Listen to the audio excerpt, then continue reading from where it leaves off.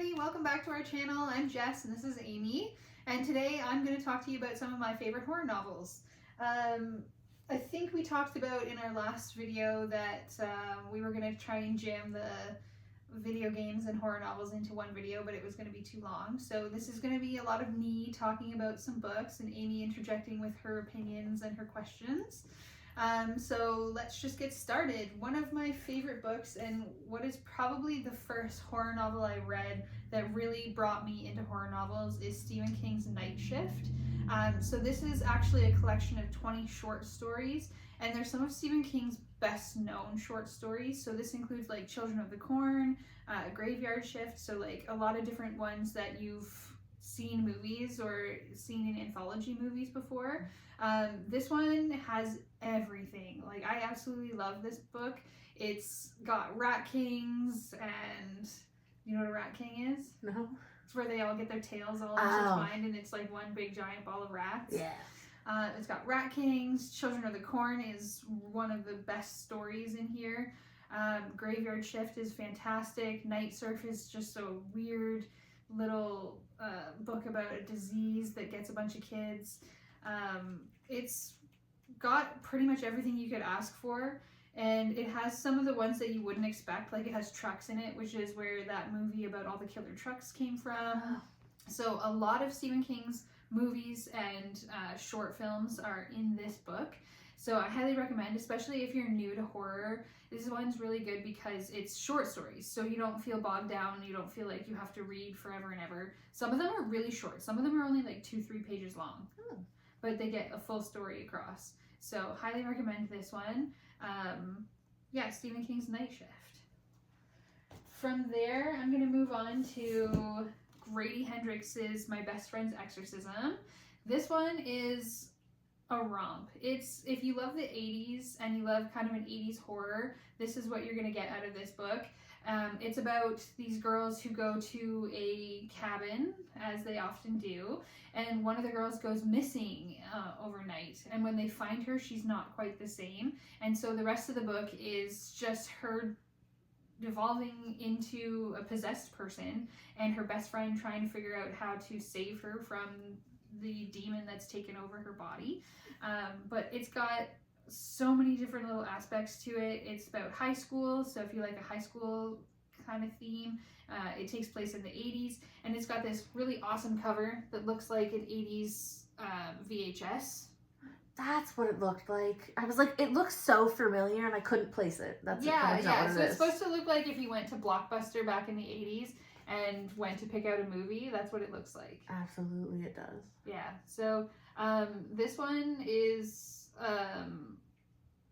it's also got some bodybuilders in it, but they're Christian bodybuilders. And so, not to spoil anything, but they're the ones that she hires to help with the exorcism. And they do like these Christian rock bodybuilding dances at the high school, and that's how she discovers them. And I just think that's one of the funniest concepts possible. But, you know, they don't really know what they're doing because they're just Christian rock bodybuilders. So this one has horror, but it also has a lot of funny moments.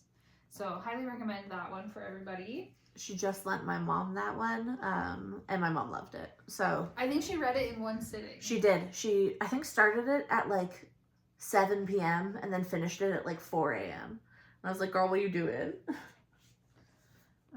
Next, we'll talk about The Troop. So one of the things I love about The Troop is that it was written by a Canadian. It takes place in Canada.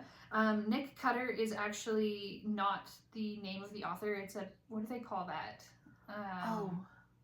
Not an alias. It's like a pen name or something like that.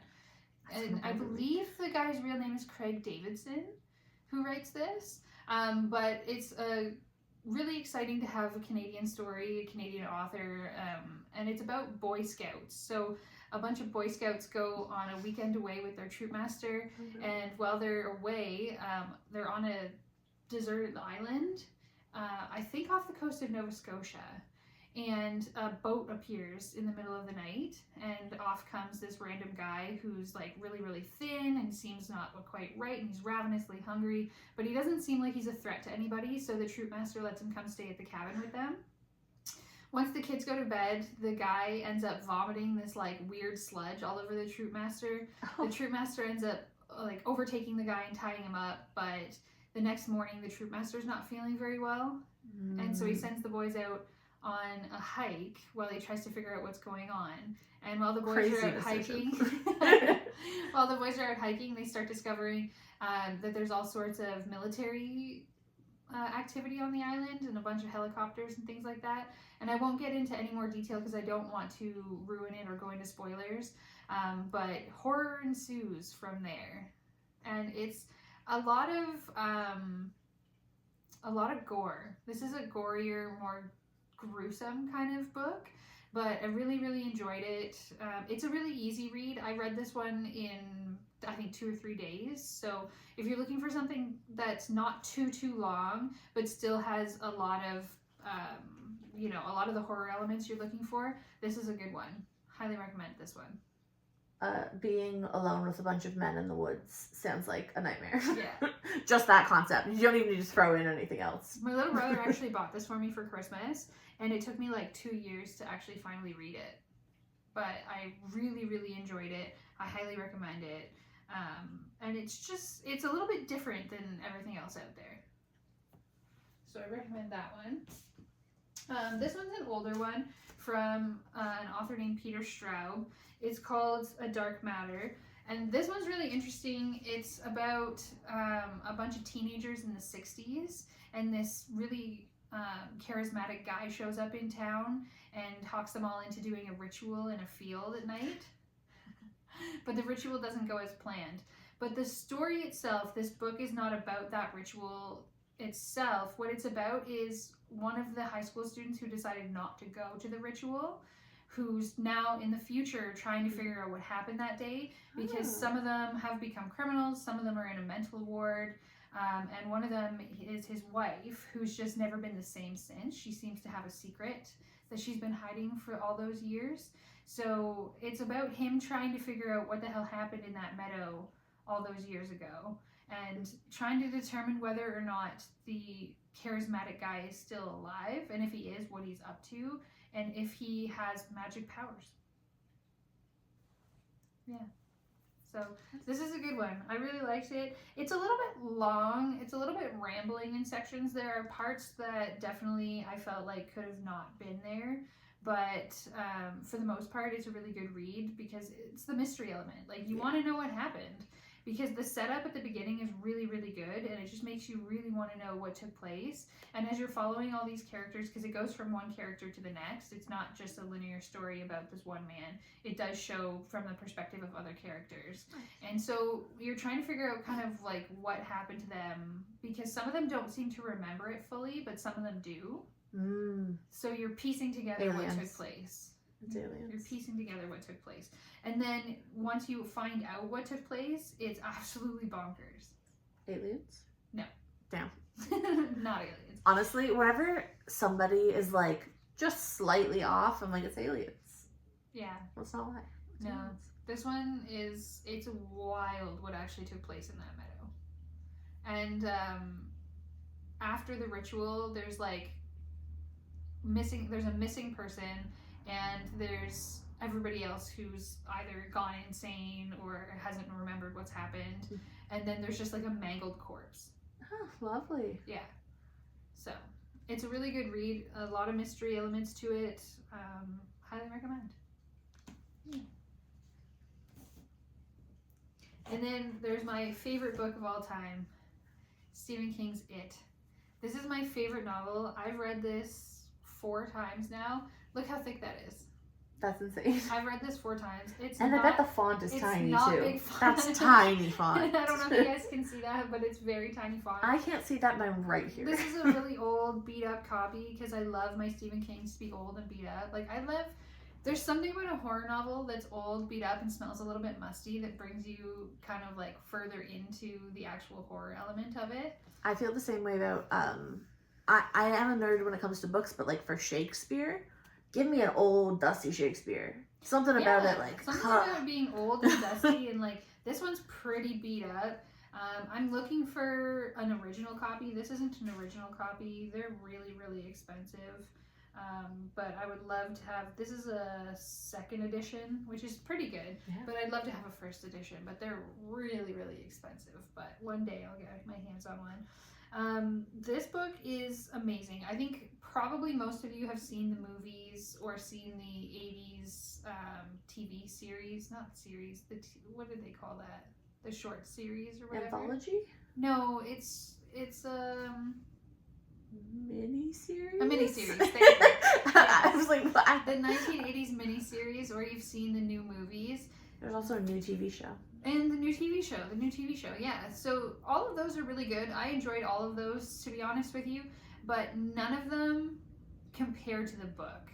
The book is absolutely batshit bonkers from start to finish. You can tell that Stephen King was in his top coke phase when he was writing this book because it's absolutely insane. There are so many sections where you'll be like, I don't understand what's happening, and then by the end you do understand how it all works together.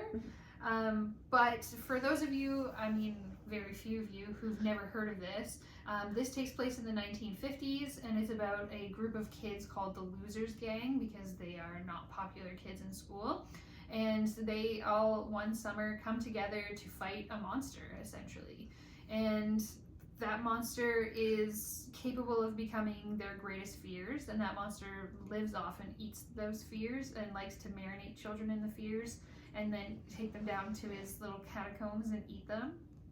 That's the basics. Never seen or read anything to do with it. You haven't? Not once, bro. Oh my god, this is my favorite book. I have read this so many times. I will read it again and again and again. It's got such a summer vibe to it. Like if you are looking I know that sounds really weird. I know that sounds really weird, but with my very limited knowledge, because I've only seen like the trailer of the one movie. That is my only interaction with the movie. So for you to just be like a summer vibe, I'm like, doesn't it happen at Halloween? No. This takes place over one summer. This whole thing takes place over one summer, where these kids, they meet at the end of school and they become best friends, and they spend all their time together, and they have to fight bullies, and they have to dodge this monster that's after them. And one of the scariest parts about it is that there's something wrong in the town that they live in. There's just something that the adults cannot see any of what's happening to them. So these terrifying, horrible things will happen, and no adult will intervene. No adult will even notice it's happening. No adult will believe that it's happening because this monster only preys on children. Yeah. So the adults of the town, there's just like something wrong with this town where nobody understands what's going on, and there's children going missing, like mass amounts of children going missing, and the town barely does anything about it. They, at one point, they decide that they're going to implement a curfew, but that's about all that they do. Like, they barely even go looking for the killer. They're just like, oh, all these kids are runaways. People run away from Derry. Same. So I highly recommend this. If you haven't seen the movies, I also recommend them. They're really good. The miniseries, I think, is closer to the book than the newer movies are, because the newer movies decided to take place in the 80s. I was gonna say I was surprised when you said 50s, because I was like, what? Yeah, so one of the things about this book is that it's a mix of what's taking place with the kids in the 50s and with their adult counterparts in the 80s. Oh. So it jumps back and forth between the 50s and the 80s with these kids and what's happening to them in the 50s, and then how they're trying to fight the monster as it returns in the 80s, because it disappears for 27 years at a time, and then it's only awake for a year at a time. So it's them in the 50s and then them later in life coming back to town to try and fight the monster because they didn't defeat it initially in the 50s. So in the miniseries, it follows that, but they're broken up. Both the miniseries and the movie are broken up into the first half being about the kids, the second half being about the adults. This one, it's interspliced. You'll just be reading about the 50s, and then all of a sudden you're reading about the 80s, then you're reading about the 50s again. Nice. But I would say that because the miniseries actually does the 50s and the 80s, it's closer to the book. The movies are about the 80s and then whatever year it was that they came out. Okay. Yeah. And then the new show is really good, but the new show is about, I think, the 60s because it had to work with the timeline that was made by the movies, not by the book. So I think it takes place in the 60s. It's very confusing. But whether you've seen the movies or not, I highly recommend the book. It'll take you some time. It takes me, I'm a fast reader. It takes me most of the summer to get through this because it is dense. It is a big book and there's a lot going on in here, but there's so many little things that the movies couldn't add because obviously to make this whole thing into an actual movie would have taken 4 movies. Oh yeah, at least. Would have taken 4 movies easily. I mean, if Wicked wants to be 2 2-hour movies, then this was going to have to be 4 2-hour movies. Yes. But highly recommend for anybody who hasn't read the book, and highly recommend the miniseries and the movies and the show for anybody who hasn't seen those. And then last but not least, I'm just going to talk about what I'm going to read next because it is my favorite book of all time, so we've already gotten to that. Next, I'm planning on reading The Hunger. So if anybody out there has read this, leave a comment down below. Let me know if it's worth reading, if it's any good. But it's about the Donner Party. Do you know the Donner Party? Wait, no, I heard the wrong word. The Donner Party is the people who are like on the Oregon Trail, but then they run out of food and they're stuck in the mountains and they all end up eating each other. Isn't Dahmer the same as Donner then? Was Jeffrey Dahmer a cannibal? I don't know. But no, this has nothing to do with Jeffrey Dahmer. That's what I thought you said at first. No, the Donner Party. Okay, no, then I've never heard of that. The Donner Party. So if you know, you know. But basically, it's about the Donner Party. They're out of food. A little boy dies, and nobody's really sure why. And chaos is going to ensue, I assume. So this is my plan for my next read. So if you have any comments about that, if you've ever read it, if it's worth reading, if it's not worth reading, most importantly, shoot me a comment down below and let me know not to waste my time. Yeah. But thank you so much for watching today, guys. Today we are going to shout out H.J. Armstrong. Thank you so much for being a subscriber and supporting us. We really, really appreciate it. You'll be going up on our tombstone in our next video. And if you made it all the way to the end of the video, thank you so much for being here with us. We really appreciate you. Like, comment, and subscribe down below. And hopefully we'll see you again in our next video. Have a great one, guys. Bye. Bye.